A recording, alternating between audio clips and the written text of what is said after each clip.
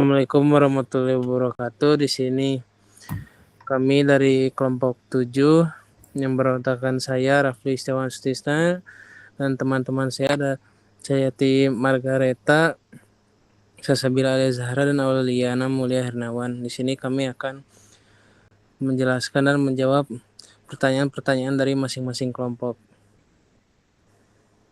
Langsung saja ke pertanyaan pertama, yaitu dari kelompok 1, saat penggalangan dana dan pembelian sembako dilakukan di minggu yang sama, apakah ada kendala koordinasi? Di sini kami ada beberapa kendala kecil terkait penyesuaian jadwal antar anggota tim, namun hal tersebut dapat kami atasi melalui komunikasi dan koordinasi rutin sehingga penggalangan dana dan pembelian sembako tetap dapat berjalan sesuai dengan rencana tanpa menghambat pelaksanaan proyek secara keseluruhan. Hal ini juga telah menjadi evaluasi bagi kami pada time management proyek.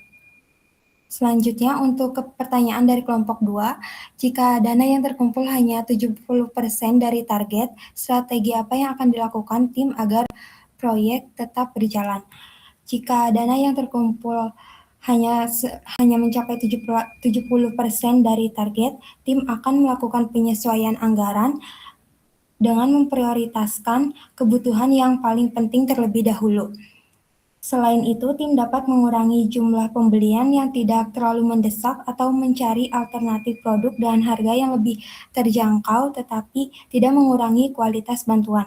Apabila masih terdapat kekurangan dana, maka anggota tim akan menambah kontribusi iuran agar proyek tetap dapat terlaksana sesuai dengan tujuan. Lanjut ke pertanyaan 3 dan seterusnya. Oke, lanjut ke pertanyaan nomor 3, kelompok 3, yaitu apakah tim melakukan needs assessment secara formal kepada panti asuhan sebelum menentukan jenis sembakonya? Jika tidak, bagaimana tim memastikan bahwa beras, telur, Indomie goreng, minyak, dan gula benar-benar merupakan kebutuhan prioritas panti? Jika iya, apa validasinya? Oke, sebelumnya terima kasih atas pertanyaan dari kelompok 3. Pada tahap perencanaan, kami telah melakukan needs assessment dengan koordinasi melalui WhatsApp dengan pihak panti asuhan.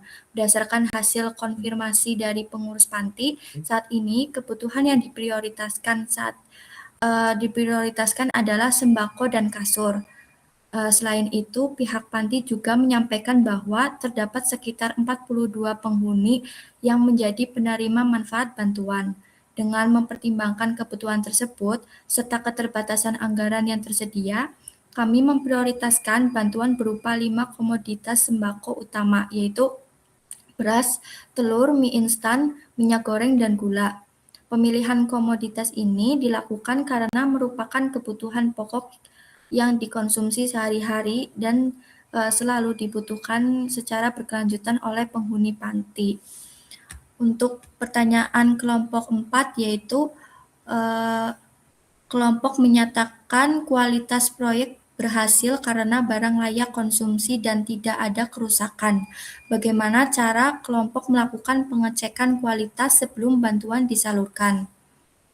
Izin menjawab, untuk memastikan bantuan yang disalurkan dalam kondisi baik, kami melakukan pengecekan pada 3 tahap. Yang pertama, saat pembelian, kami memeriksa kondisi fisik barang, terutama karung beras dan telur, tidak ada yang pecah atau cacat.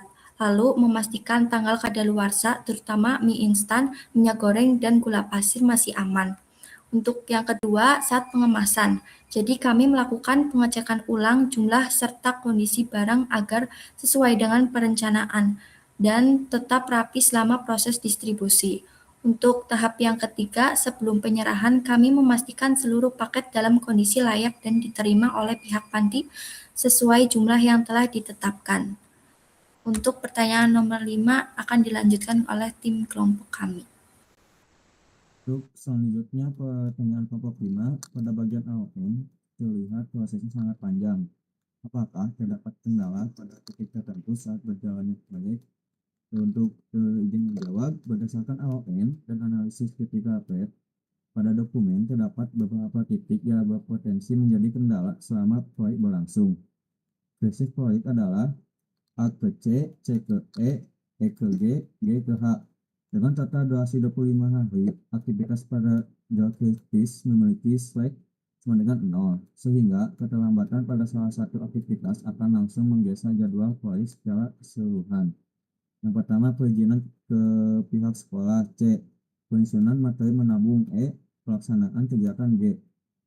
Untuk pertanyaan kelompok 6, bagaimana tim menentukan bahwa sembako yang dipilih merupakan kebutuhan prioritas panti asuhan dan bukan hanya berdasarkan asumsi tim? Apakah dengan melalui riset? Izin menjawab. Untuk kelompok 6, penentuan bantuan dilakukan melalui pendekatan kebutuhan, yaitu dengan mengumpulkan informasi dari pihak panti melalui wawancara dan observasi singkat. Hasil identifikasi menunjukkan bahwa kebutuhan konsumsi harian menjadi prioritas utama, sehingga bantuan sembako dipilih karena memiliki tingkat urgensi dan kebermanfaatan yang lebih tinggi dibandingkan bantuan lainnya. Lalu pertanyaan kelompok 8, yaitu jika tujuan proyek adalah membantu kebutuhan panti asuhan, mengapa tim memilih bantuan sembako sekali dibanding program yang dampaknya lebih berkelanjutan seperti pelatihan keterampilan atau program donasi rutin? Tim menjawab. Untuk pertanyaan kelompok 8, kami memilih sembako karena merupakan kebutuhan paling mendesak dan dapat langsung dimanfaatkan oleh seluruh penghuni panti. Program berkelanjutan seperti pelatihan atau donasi rutin memang memiliki dampak jangka panjang, tetapi membutuhkan waktu, dana, dan komitmen yang lebih besar. Karena proyek kami bersifat jangka pendek, kami fokus pada solusi yang paling realistis dan memberikan manfaat langsung. Untuk pertanyaan selanjutnya akan dilanjutkan oleh kelompok kami. Oke, yang terakhir ada pertanyaan dari kelompok 9. Bagaimana cara memastikan bantuan yang diberikan benar-benar sesuai kebutuhan penerima? Izin menjawab. Untuk pertanyaan terakhir dari kelompok 9. Untuk memastikan bantuan sembako sesuai dengan kebutuhan penerima, dilakukan pendataan dan komunikasi dengan pihak panti asuhan terlebih dahulu melalui nomor WhatsApp. Isi paket sembako disesuaikan dengan kebutuhan pokok sehari-hari serta kualitas barang diperiksa agar layak konsumsi. Selain itu, dilakukan evaluasi setelah penyaluran untuk mengetahui manfaat bantuan dan meningkatkan efektivitas program di masa mendatang. Baik, sekian pertanyaan yang sudah kami jawab dari kelompok 7. Mohon maaf apabila ada salah kata. Wassalamualaikum warahmatullahi wabarakatuh.